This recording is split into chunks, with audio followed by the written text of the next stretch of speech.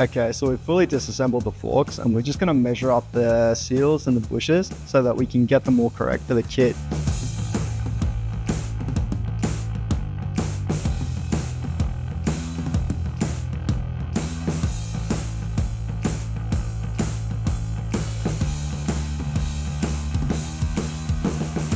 So we finished dialing the forks and we've confirmed some code suspicions about the front being a little bit soft on the compression. You can see it right here. It doesn't make a ton.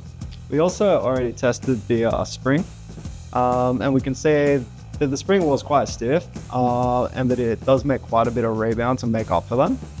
Yeah, so basically the data's backing up what I've felt on the chest ride.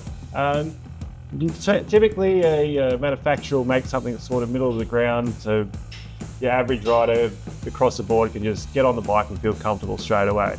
It's when you start asking a bit more out of it, is when you're going to need a bit of work. But pretty much the data confirms what I thought originally. Yeah, so we'll get the forks apart completely, have a look at the cartridge and see what we can do.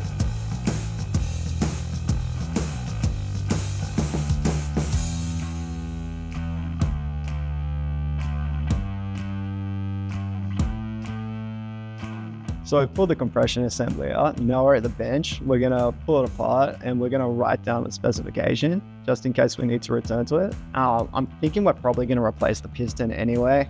So it's not too bad, it's a nice mount. It's using, I've already pulled it apart, and it's using a wave washer as the check for the spring on the choke plate. I think we'll replace that with a coil spring and we'll replace this piston with their own.